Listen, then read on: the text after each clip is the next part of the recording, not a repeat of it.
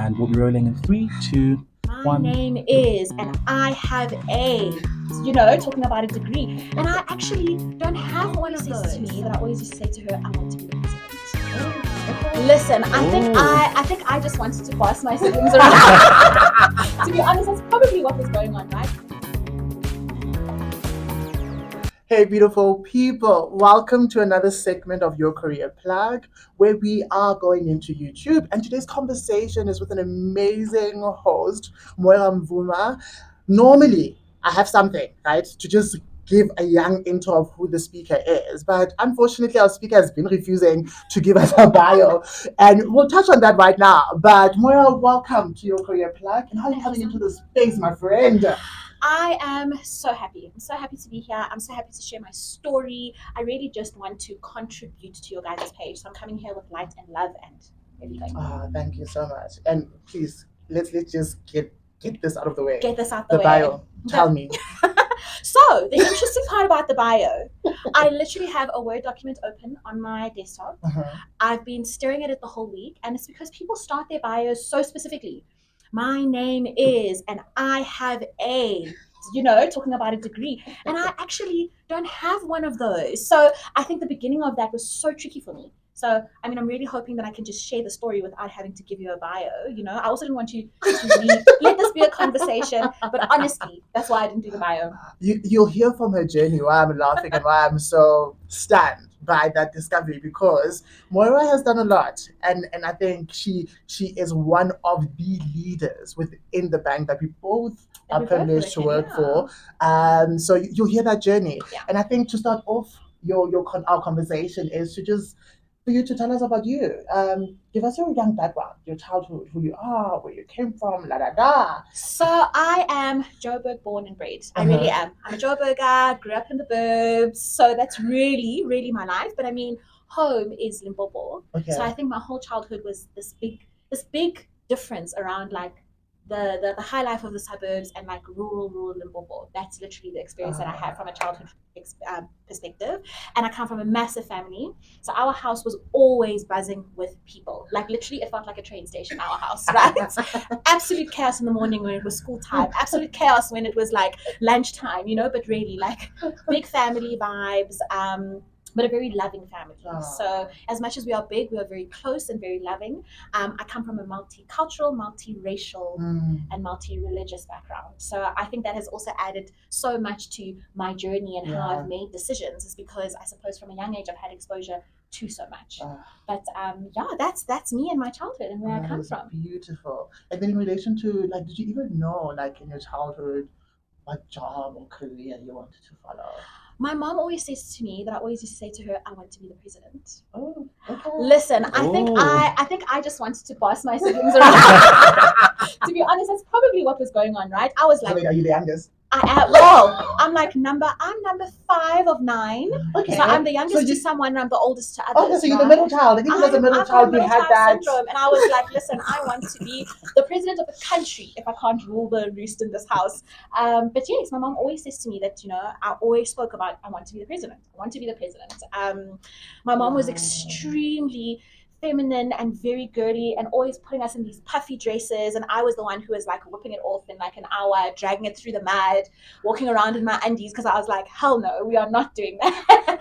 You were a rebel. I really was. But yeah. Oh wow. Goal of wanting to become the president. That is something that I won't lie, as a young person, I also had in my dreams, and it's something so big, right? Yes, yeah, it is. And to even be the first woman president. Listen, darling, it's still a goal. But then now, in your schooling career, yes, or this schooling life rather, was it something that there was like an immediate goal post school to achieve? So, it was, but, I was still young. I still wanted to have a life as much as, being the president was the goal. So, back in my day, it was cool after high school to go and au pair overseas. So I wanted to do that. I wanted to take a gap year. I wanted to go and, make a little bit of money, get myself overseas, because also it wasn't very popular, right? So my family was like, well, we don't have money for this. So I was like, cool, well, let me take a gap year, sum up the money to actually send myself overseas. be an au pair for a year, see the world a little bit, you know. So I mean, it's definitely was part of my dream, but I was still young. I still wanted life. I still wanted, you know. And is that where the accent comes from? Because I will not lie to you. Your age group, as if they were about where they wanted to be and what they wanted to be. Au pairing. I'm not that old. No, I'm just saying, like this you come from it's what you were saying. I think it speaks a lot to your childhood, right? Yes, The multicultural Yes. aspect of your life and journey, right? Yes. I mean, friend, I wouldn't lie. I knew nothing about au pairing. I just knew au pairing as being a nanny. And it was a trauma, for example, for me, you know what I mean? Okay, no. So for you, it was something that you really wanted to do. What led you, or for you in at the time? To be honest, I wanted to see the world, and I was like, what avenue can I use to see the world? So the goal was more the seeing the world, not necessarily becoming an au pair, right? So it was kind of like, you know, searching and being like, okay, well, straight out of high school, how do I see the world? Yeah. I don't have money, Yeah. I don't work, Yeah. you know, how do I actually do that? And there was a lot of like, come an au pair overseas and all of these, and I was like, yes, I can look after children and see the world. Let me look after children and, you know, achieve my goal. Yes. I think often you have to do that in your life, right? You know, have to balance the two. What a way to just give us a young Yeah. nugget. And then now, did you achieve that, right? Being No, an au pair? I didn't. So technically I'm still on my gap year. Okay. So I pretty much took my gap year. You know, there was actually a lady, they were moving out of their office and they were looking for someone to pack their boxes. And in that job I was willing to do anything because I just wanted to save money to go and au pair. And that's what I did. I literally packed up this lady, all her files, all her things, you know, moved to the other office, but she happened to be in HR. So, you know, when my year came up, I was like, thank you so much. This was great. I'm out. And she was like, well, no, stay. There's an opportunity for you. And she always used to give me small things, you know, like, oh, here's a spreadsheet, figure this out, or do this, whatever. And for me, I just thought, oh, you know what? It's eye-opening for me. It's an opportunity for me. But at the end of the day, for me, it was 12 months and I'm going overseas. But she gave me the opportunity. So there was like an internship program at the company that she worked for. And one of the sections was in HR. So I was like, okay, well, worst case scenario, 6-month contract, you know. So we went from like 12 months to 18 months of making more money. So for me, I was like, cool, I'm going to gather more money. And I interned in the HR department, and they literally showed me how to do payroll, how to do contracts, how to, you know, induct new people into the business. I love interacting with people. So yes, there was lots of it where I was like, oh, do I really want to do payroll for the rest of my life? But I got the people side of it, you know. So I did that, but then I ended up staying there for 4 years. Not the au pair. That never happened. Now the au pairing and the traveling and the world. seeing the world never happened. I was like, this is a great opportunity. I'm young. I was actually working at an advertising agency, so it was also super fun. Lots of young people, lots of creative young people, so it was also fun. It was probably the funnest 4 years of my life, really. And you know, so I decided to stay because I got this opportunity, and I had this lady who, I don't know, saw something in me and was like, stay, come and work here. But I knew at the back of my mind, always there's a long-term goal. There is the long-term goal. What am I doing to get there? What am I doing for more exposure? You know what I mean? So I mean, I was there for 4 years, and then, you know, when I tell people the story, people are like, what do you mean? I went to, because the money thing was a goal, right? And also family dynamics as well. You know, there's the responsibility aspect of that as well, you know? Exactly. There's a reality to that, you know? So I also, on the weekends, used to actually help my mom, who did catering. We would do catering for functions, small functions, big functions, you know, and me and my friends would go and wait for her. We would be the waitresses. And I literally waited for a very small family like dinner type thing. And I met this guy at the family dinner who kept coming and interacting with me, and I was just like, okay, cool, whatever, you know, I'm being the waiter, being nice, being, you know, all of those things. And on the Monday, my mom phones me and says, guy wants your phone number. And I was like, what? I'm like, Mom, that's so weird. Why does he want my phone number? Right? I was like, that is so creepy, Mom. Why does he want my phone number, you know? And he got my phone number and he said, you know, me and my friends are starting a business, and do you want to come and work for us? Like, come for an interview. And I was like, what? That is wild. You know, I wasn't, not to say that I was completely content, But I was definitely in a place of, guys, I'm young. I think I was like 21, right? So I was like, this is good. I'm making money. My friends were at varsity. I mean, I had a car. I was earning a salary. Come on. So for me, I was like, I'm doing the right thing, And I can remember that interview, walking into, they were in like a small office, like park, and their office was all glass, so you could see right through, everything.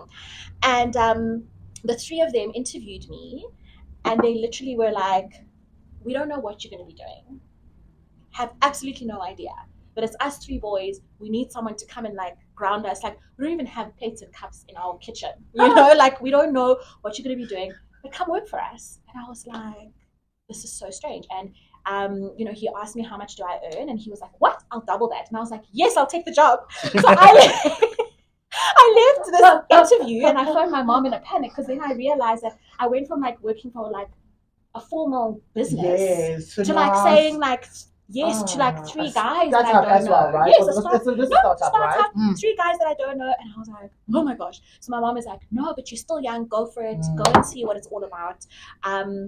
And lo and behold, they were actually starting a brokerage. So that was my introduction to the financial world.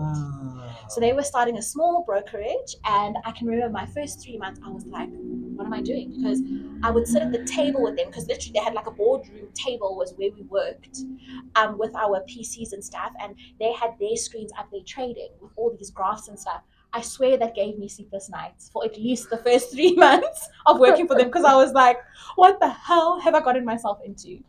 But it was the biggest exposure that I got in my life, because it was me and these three guys.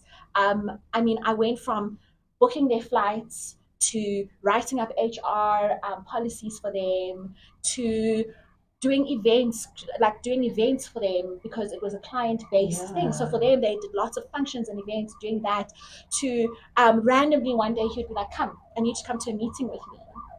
And I'd go to like client meetings with him. But then obviously the business started growing, and they needed to be more like formalization around what I do, and they also needed formalization, right? So then all of a sudden they needed to start onboarding clients, and they were like, I've got my first client, but what am I supposed to do? So I went on all these like FICA conferences and trainings and all of these things. So I ended up being like their onboarding officer. I was the only one, but that's what I did. I did all their onboarding, I did all their compliance, and they then were part of a bigger group, another bank overseas. So I learned so much. So literally my contact in terms of, learning was also the other bank, the bigger bank that was in Copenhagen. Yeah. So they were like, okay, this is what we do. This is how we onboard. This is what it means or whatever. So I also got that exposure. But it really was. It was the biggest learning curve for me, because it really was just the four of us. And when like literally anything that he needed, that's what I did. And lo and behold, these three guys used to work where I currently work. So so that's where the interest came, in terms of, they used to always talk about where I currently work. They used to always talk about the environment. They used to always talk about, oh my gosh, we got this and we got that or whatever. And I was like, I would love to work there. Boy. Yes.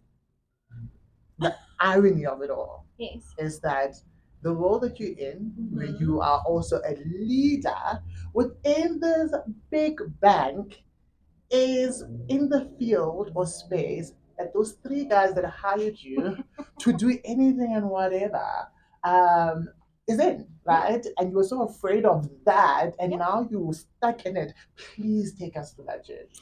Well, no, it is ironic. Like, I think about it now and I'm like, what? I see those same grids now, right? I see those same graphs, those same charts.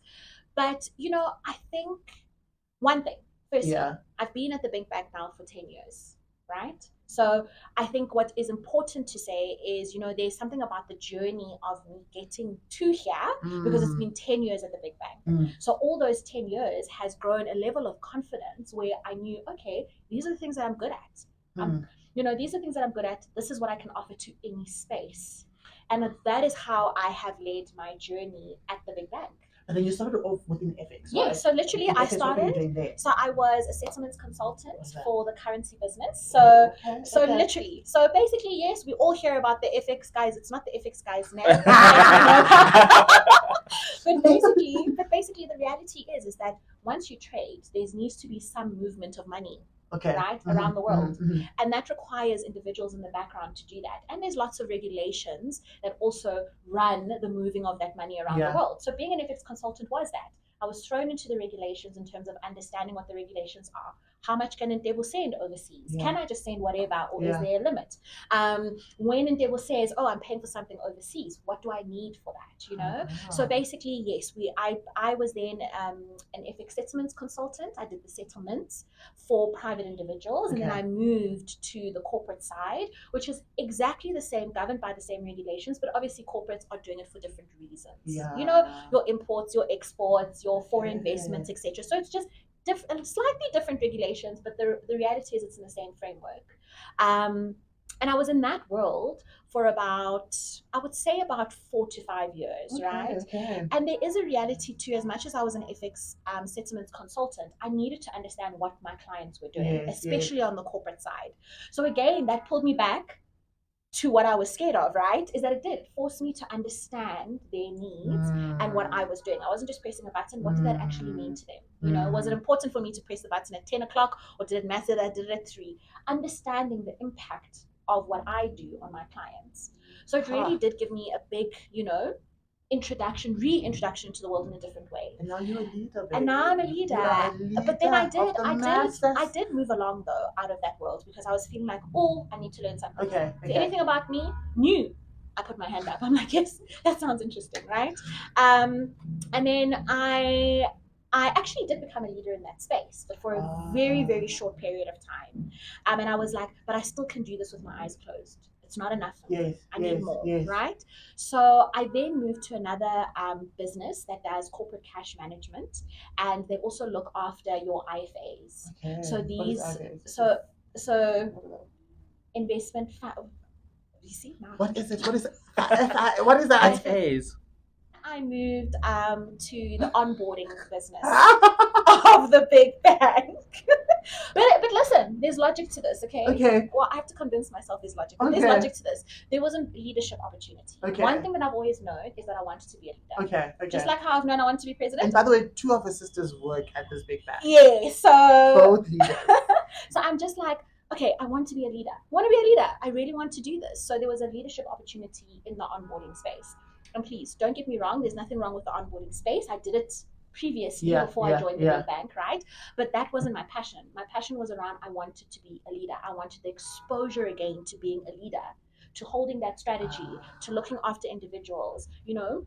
And holding the strategy was a big thing for me, because I was like, I want to understand, like when strategy comes down, if that's the right terminology, right? How does it play out? How do I make sure that it actually plays out, that people live that experience, all of those things. So I wanted to be a leader again. Went to be a leader in that space, but I was only there for 6 months. I was only there for 6 months, right? Because as much as I was a leader, what I was doing didn't necessarily excite me. So again, here's another example of someone who was like, listen, come and have a conversation with me, because it really was. It was coffee with an amazing man who literally was like, come, let's have a coffee, let's discuss, you know, there's a role that I'm looking for. And through my journey, one thing that I have learned so much is to be able to sell what I'm good at to an environment.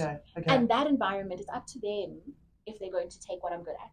If they're looking for someone more technical, if I'm not the right fit, whatever, it's absolutely fine. But I've gotten very good at being able to say, guys, I'm good at this, I can do this, I can do this, I can do that, I can do that. This is what I can offer you. It's up to them to decide if that's what they're looking for. So that is exactly what I did. And it's so funny, because I say to my current team, when I first saw the job spec, I was like, what? I can't do that. I thought, what is that even? Like, right? I'll be honest. I was like, what are they talking about? There was lots of technical information in the job spec. And I was like literally 70% of this job spec, am I crazy? But what is the worst thing that's going to happen? He's going to say no, but I'm going to meet a new person. I'm going to find out about a new environment. What are the things that I can do to get into that environment? Because for me, that coffee, I didn't think was going to happen. It was going to be the move there. But I was like, well, let me have the coffee, and actually I can ask all the questions. And little did I know that that coffee was going to be, actually come. What you are offering is what we are looking for. And I was like, I remember when they offered me the role, I actually said to the guy, really? And he was like, yeah. He's like, Moira, I'm not sure. Did you hear me? I'm offering you the job. And I was like, yeah, okay. I was completely bewildered. It wasn't what I expected. But I backed myself. And what is this? Tell us What do I again. currently? So currently, I am in derivatives support for global markets. Ah, Big words. Exactly. Big That's what was on the job spec, big words. right? So the big words were on the job spec, and so yes, I do. So my team does post-trade support for our global markets environments. I mean, I've had to learn so much. I really, really have, and I'm still learning. But I backed myself around the things that I can bring to the environment. That I will never deny. That's not the thing that you can take away from me. Like listening to your story, from wanting to be an au pair to figure out the world, to picking up boxes, to being a waiter, to what do you call that? Being an all-in-one at the startup, to being in onboarding, Yes. HR, to now going into ethics, to now going into another onboarding, to now being, you see, Yes. within trading. I'm trying to figure out what the commonalities are in those different careers to be able to identify what your passion is, right? Okay. And our theme for this week is designing your life. Yes. So for you, Yes. what are you passionate about? I am passionate about politics. Then back to being We're the going president. back to being the president. Let's Honestly, go back. I am passionate about politics. I am passionate about social discussions, conversations. How do we move things? How do we change environments? Again, I said to you, my core thing around being a leader is changing people's lives. Yeah. I want to do that on a bigger scale. Come on. That is still a very big part of my life. But I mean, and this is just me being not even a devil's advocate, but Yes. just looking at your career. But why have you not made that into your career? Well, it's not to say that I completely didn't. Okay. So okay. I mean, I know we've spoken about all these things, but when I was playing jack of all trades, I actually did become a political activist. Oh wow! So outside of my paid when did this start? professional job, I'm not like. So literally, I mean, it would have been in 2010, actually, round about World Cup time, is when I got involved in politics. And you know what? It was actually, I'll say it out loud, it was easier in a smaller environment because I could go to a rally and come back to work in my political regalia and work, you know. So I do think that the small environment also lended itself and gave me the ability to then live out my passion. But then what led you to become a political activist? Was there something that triggered you to be part of a course? So for example, for me, activism started when I was like in primary school. Yes. And I was part of Teenagers Against Sexual and Social Abuse organization where we used art to then be able to shed light around that in my community because it was such a big thing.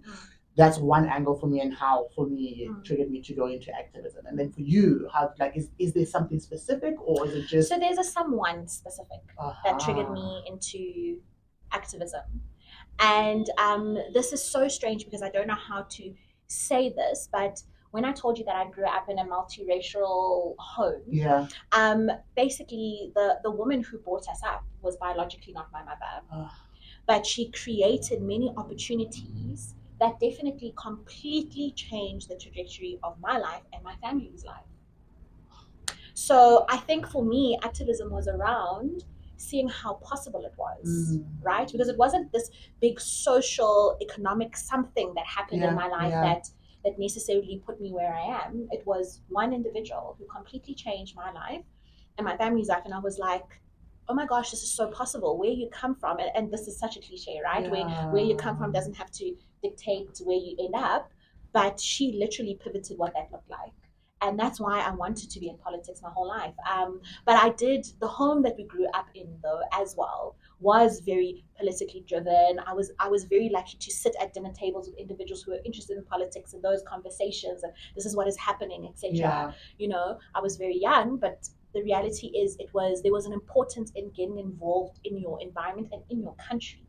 That I come from a family where that is important. And how did you, just quick one, like for me it was like, okay, that, it was Yes. Nelson Mandela Parliament, it was SRC, it was that's for you. Yes. How did you How did you get involved? How did you express that passion? So, I mean, really, honestly, where I mean, there's the JCI. yes, I need That's to speak about one that. way. Yes. But So basically, the political side of it is that there was a lady who lived in the same street as us, who actually used to host these massive political parties to raise funds for a specific individual that I'm not going to mention. And the one day, I kept every time I would come home and go past, and she would have the banners up outside her house, and I'm like, "What is this lady? And what the hell is she doing?" So the one day, I just rang her doorbell, and I was like, "Listen, I see these banners outside your house all the time. Like, what is going on?" And for her, she was more excited because she was like, "What? There's like a young individual who wants to get involved. She just rang my doorbell, you know." And literally, she invited me to a meeting, and I got to meet the other young individuals who were part of the youth league of this political party. And basically, from that meeting, I never looked back. I got involved, and you know, there's so much that you get to see that is heartbreaking, but being part of the change makes you feel like you're part of something. You know, you hear things on the news, but back then I was like, oh, I'm actually part of that. Like next week we are going to rally about that, or you know, the following week we're doing this about. I loved that. I felt like I was part of a solution. Yeah, so I did that for 6 years. My comrades, leader of the masses. So yes, I did do it in conjunction to my work. And now is JCI one of or the only It's one avenue of. that you're expressing no. this Keda So so no, I am still involved politically, but in a very, very small way. Not as much as you were back then. Because yes, moving to the big bank, I did have to make those decisions where I was like, okay, do I give my 200% here and really grow, or do I give 50 so I can get a salary and give? You know, there's a reality to that. Okay. But I am involved in politics. Still am, not as much as I used to be, and also a little bit tricky with what I do. So you know, I can't, you know. And then the other side of it is that yes, like you're saying with JCI, I then went and ventured out to find another organization that can give me the ability to learn and also express that side of myself. You know, get involved in things, have conversations, meet interesting people. You know, sometimes like when you're looking at a purpose, sometimes it's about what does it feed in you, right? What does it feed?